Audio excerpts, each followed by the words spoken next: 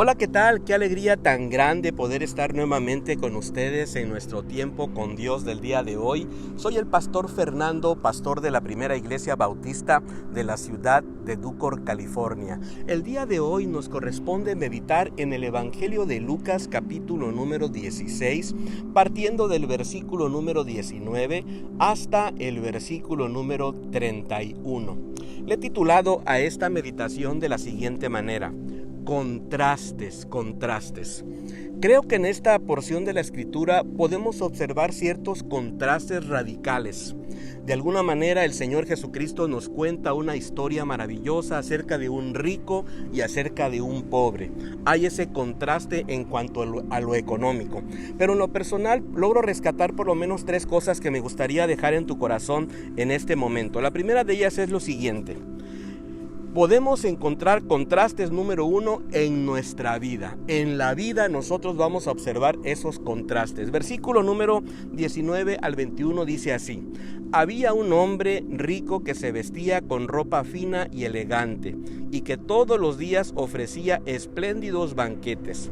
Había también un pobre llamado Lázaro que estaba lleno de llagas y se sentaba en el suelo a la puerta del rico. Este pobre quería llenarse con lo que caía de la mesa del rico, y hasta los perros se acercaban a lamerle las llagas. Aquí observamos un gran contraste. Hay un hombre rico que se viste elegantemente, que hace fiestas continuamente y que de alguna manera hace alarde de ese poder económico. Por el otro lado, en contraste, encontramos a un hombre pobre, enfermo, lleno de llagas, que se sienta a la puerta del rico y de alguna manera espera poder alimentarse por lo menos con lo que cae de la mesa de este rico, un hombre necesitado. Al final de cuentas observamos este tipo de contrastes. Me gustaría hacerte una preguntita. En esta historia, ¿con qué personaje usted se está identificando? Regularmente uno se identifica con aquel que no tiene las posibilidades o aquel que necesita, ¿verdad? Al final de cuentas creo que nosotros deberíamos observar este detalle para poder aprender de alguna manera algo personal a nuestra vida. Mientras yo reflexionaba en esta parte, me pude identificar quizás con el hombre rico en el momento en de que él tiene abundancia de cosas en su mesa y sencillamente solamente deja caer lo que ya le está sobrando para que entonces este hombre pobre pueda comer. Y sabe, a veces nosotros actuamos de la misma manera. Te puedo preguntar algo de manera personal. ¿Quién en tu vida a lo mejor está necesitado de que tú le prestes mayor atención? Muchas veces nosotros actuamos igual que el rico, ¿verdad? Solamente brindamos a otras personas lo que nos sobra de nuestro tiempo, lo que nos sobra de nuestras habilidades, lo que nos sobra de nuestro cariño, de nuestro aprecio. Habrá a lo mejor en tu familia alguien, un hijo, una esposa, un esposo, algún compañero, algún amigo, alguna amiga, algún papá, algún abuelo que está mendigando algún tipo de aprecio de parte tuya. Sería maravilloso que nosotros pudiéramos entonces aprender esto y al final de cuentas sobreponernos para seguir adelante en la vida. ¿Sabe? El problema del hombre rico era que sencillamente no estaba mirando la necesidad de este hombre pobre. Estaba viviendo al final de cuentas sin importarle absolutamente nada. Primer contraste entonces, la vida. Segundo contraste, en la muerte. En la muerte también hay contrastes. Versículo número 22 dice: un día el pobre murió, y los ángeles lo llevaron a sentarse a comer al lado de Abraham. El rico también murió y fue enterrado. Aquí hay una diferencia. Los dos mueren, pero el hombre pobre fue llevado por los ángeles a sentarse a la mesa del padre Abraham, una figura simbólica de la presencia de Dios. El hombre rico, al contrario, solamente fue sepultado, ¿verdad? Al final de cuentas, observamos cómo al final todos nosotros, ya sea que tengamos posibilidades, que tengamos riquezas o no las tengamos, todos absolutamente, si es que el Señor no viene antes a llevarnos en su presencia a través del arrebatamiento, seguramente vamos a fallecer, vamos a morir.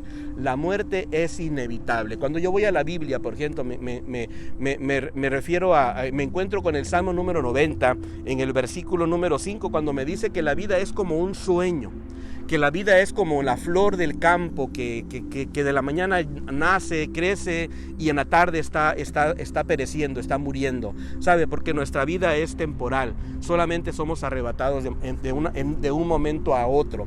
Así que al final de cuentas vivimos vidas de contrastes, pero también podemos experimentar momentos de contrastes en la muerte, ¿verdad? Es importante.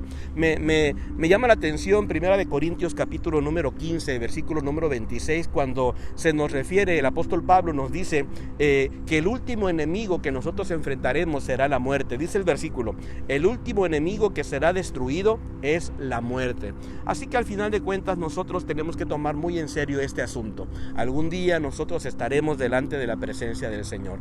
Y la tercera y última cosa que me gustaría compartir contigo es este último contraste, el contraste de la eternidad. ¿Dónde pasaremos la eternidad? Y creo que esto es muy serio, creo que este es un asunto que vale la pena que lo reflexionemos a profundidad. Versículo número 23 dice de la Escritura, dice de la siguiente manera la Escritura: en el Hades alzó sus ojos, hablando del hombre rico, estando en tormentos, y vio de lejos a Abraham y a Lázaro en su seno.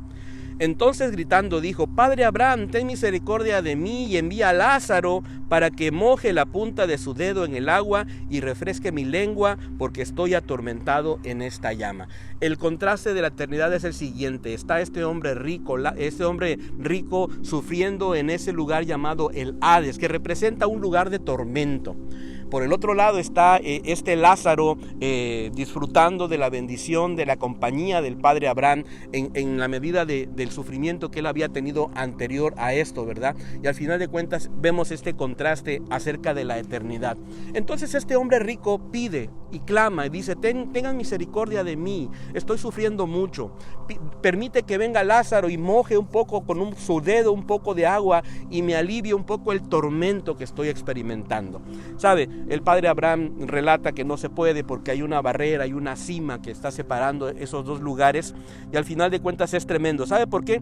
Porque Lázaro está disfrutando de la bendición de la compañía del padre Abraham, que representa la presencia de nuestro Dios Todopoderoso en esta idea hebrea, ¿verdad? En esta atmósfera de creencia hebrea, representa la presencia de Dios, representa ese lugar maravilloso al cual cada uno de nosotros anhelamos llegar. Bueno, ¿qué sigue diciendo? Entonces este hombre rico le pide entonces al padre Abraham que mande a Lázaro para que le refresque. No le es posible. Entonces pide otra cosa. En el versículo número 27 dice: te suplico entonces, padre Abraham, que mandes a Lázaro a casa de mi padre, porque tengo 5 hermanos, para que les testifique a fin de que no vengan ellos también a este lugar de tormento. El hombre rico anhela que entonces Lázaro sea enviado para que él comparta la buena noticia y haga cambiar a los 5 hermanos de este hombre rico. ¿Sabe? Al final de cuentas tenemos que aprender algo muy, muy serio en este asunto.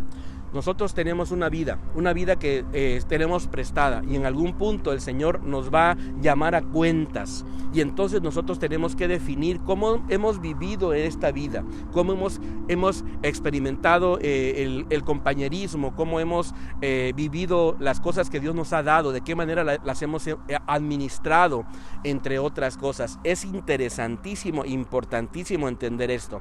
El rico estaba en el Hades, Lázaro estaba en el seno de Abraham. Ese gran contraste acerca de la eternidad. Y sabe, cuando yo encuentro en el libro de Marcos capítulo número 8 versículo 36 esta porción que me llama la atención y me gustaría leértela, dice: porque ¿qué aprovechará al hombre si ganare todo el mundo y perdiere su alma? El hombre rico había acumulado riquezas. El hombre rico se había dado a derrocharlas, a experimentar lujos y otras cosas, pero al final de cuentas había descuidado una área importante de la vida, el asunto del alma. Querido hermano, querida hermana, querido amigo y amiga, creo que al final de cuentas necesitamos reflexionar, aprender lo que la palabra del Señor nos enseña en este momento, y de alguna manera abrirnos a ser sensibles a lo que Dios está haciendo en nuestro día, a nuestro favor en este momento. Reconocer nuestra necesidad de buscar del Señor, reconocer nuestra necesidad de apreciar a las demás personas que están a nuestro alrededor, para que no estemos en este asunto muy semejantes a la historia del rico y de Lázaro. Espero que esta meditación haya sido de mucha bendición para tu vida y me encantaría que nos pudiéramos encontrar el día de mañana. Te mando un abrazo. Bendiciones.